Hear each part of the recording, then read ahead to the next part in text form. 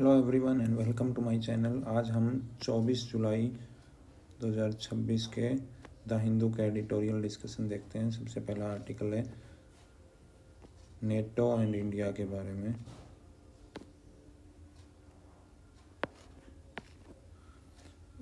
इसका एक अंकारा में समिट हुआ था 7-8 जुलाई को। तो सबसे पहले हम थोड़ा नेटो के बारे में देख लेते हैं। नेटो में 32 मेंबर कंट्रीज़ है और इसका main article 5 of the Washington treaty है, जो कि कलेक्टिव डिफेंस की एक मेंबर कंट्री पर अगर कोई अटैक हुआ तो सारी कंट्रीज़ 32 कंट्रीज़ सपोर्ट करेंगी, ये है। और अभी at least 5% of the GDP by 2035 allocate करने का नेटो मेंबर्स ने डिसीजन लिया है, जो कि पहले 2% ऑफ GDP था।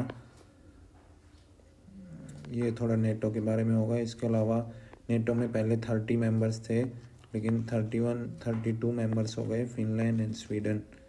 यूक्रेन वार के बाद इन दोनों ने भी नेटो को ज्वाइन किया है। अब इंडिया के लिए हम देखते हैं need for self reliance for India, क्योंकि India is one of the world's big arm buyers और यूरोपियन डिमांड बढ़ेगी क्योंकि 5% स्पेंड करने का डिसीजन लिया है। जैसे ही नेटो ज़्यादा स्पेंड करेगा तो आर्म्स बाज़ार में बायर्स मार्केट की जगह सेलर्स मार्केट हो जाएगा। और इसका फर्स्ट साइन दिखा है, जैसे कि जनरल इलेक्ट्रिक एरोस्पेस से India F404 fighter jet engines खरीदता है, जो कि इनके तेजस LCA एयरक्राफ्ट में काम आते हैं। उनमें डिले देखने को मिला है US की फर्म जनरल इलेक्ट्रिक एरोस्पेस के द्वारा। तो इसीलिए ये राइटर कहते हैं कि इंडिया नीड्स है self reliant defence, drones, AI, cyber, electronic warfare, इन सब में सेल्फ रिलायंस चाहिए। नेक्स्ट ये आर्टिकल हमने नेटो एंड इंडिया के बारे में देखा। नेक्स्ट आर्टिकल हम देखते हैं corruption as the biggest threat to India's future.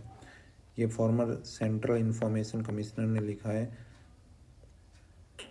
और एक ट्रांसपेरेंसी एक्टिविस्ट है। ये इसमें डिजिटलाइजेशन और RTI एक्ट की कितने शॉर्टकमिंग्स हैं, क्या सक्सेसेस हैं, ये दिखाया गया है। सबसे पहले देखते हैं हम has digitalization help in reduce petty corruption. तो ये राइटर कहते हैं कि डिजिटलाइजेशन को एक मैजिक वैंड की तरह दिखाया गया था, लेकिन इसने एक्चुअल में एक और अनदर मिडल मैन ऐड कर दिया है, जो कि private cafes and computer centres है। वो बहुत ही ऑब्नॉक्सियस अमाउंट चार्ज करते हैं गवर्नमेंट सर्विसेज के लिए। और फिर राइटर कहते हैं कि एक ग्रीवेंस रेड्रेसल मैकेनिज्म चाहिए कि जो भी करप्शन फेस करता है वो कंप्लेंट फाइल कर सके and it is redressed in a time bound manner.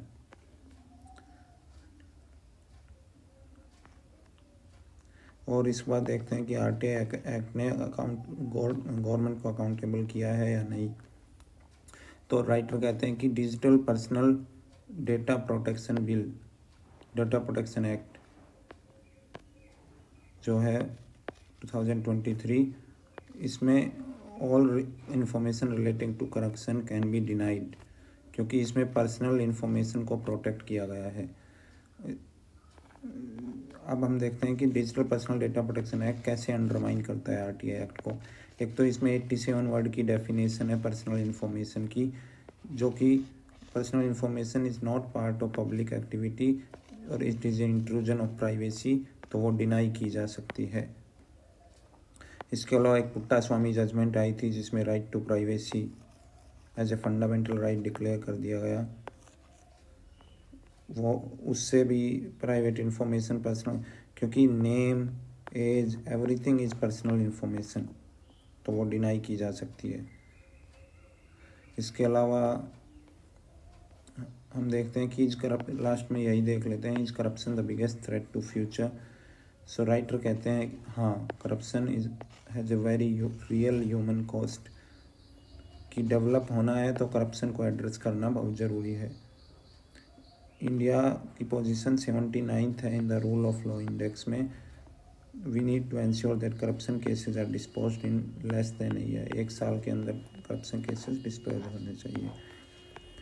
अब नेक्स्ट आर्टिकल हम देखते हैं फुटपाथ यानी right to walking versus street vendors, street vending. Street vendors act 2014 है एक, उसके बारे में है। और रिसेंटली बंगलुरु में एक फुटपाथ ड्राइव क्लीनलीनेस का ड्राइव चलाई गई है, उस पे वो भी स्क्रूटिनी के अंडर आ गई है। तो recently right to walk on footpath as a fundamental right declare किया गया है, जबकि राइट टू स्ट्रीट वेंडिंग पहले से ही एक राइट है, जैसे कि एक street vendors protection of livelihood and regulation of street vending act 2014 है। इन दोनों को बैलेंस करना जरूरी है, balance the pedestrian right to walk and the street vendors right to livelihood, क्योंकि right to livelihood is also a fundamental right. अब देखते हैं कि why was this 2014 act enacted.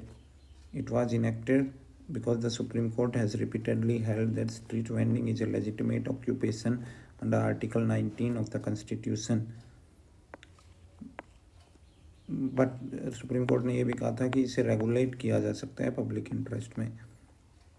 अब हम 2014 में क्या है कि आर्बिट्रेरी रिमूवल नहीं होना चाहिए, arbitrary removal of street vendors is not allowed, there should be a due process of law. It seeks to balance the rights to footpaths and livelihood. अब हम प्रोसेस देख लेते हैं इस एक्ट में क्या प्रोसेस है वेंडर्स को रिमूव करने की। There is a town vending committee, सबसे फर्स्ट स्टेप है टाउन वेंडिंग कमेटी, और it will consist of officials, police, planning authority, resident representatives and street vendors, जो कि 40% ऑफ इट्स मेंबर्स ये होने चाहिए। और इसमें विमेंस रिप्रेजेंटेशन, मार्जिनलाइज कम्युनिटी की रिप्रेजेंटेशन भी होनी चाहिए। जब कमेटी हो जाए तो it will survey all the street vendors, और ये भी है कि no street vendors should be evicted और relocated until the survey has been completed and certificate of vending have been issued. Once the survey is completed, eligible vendor are issued a certificate of vending, जो कि permission है कि specified location और specified conditions में वो करने के लिए।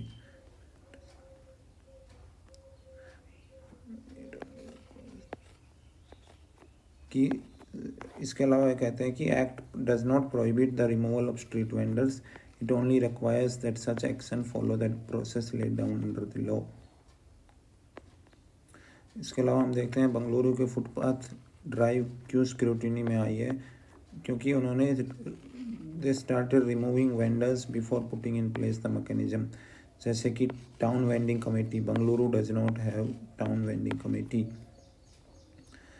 इसके अलावा इसमें राइटर कहते हैं कि दोनों को हमें बैलेंस करना चाहिए, that balance is the very foundation of law, balancing of right to footpath, right to walk on footpath and the street vendors act, इन दोनों को बैलेंस करना ज़रूरी है।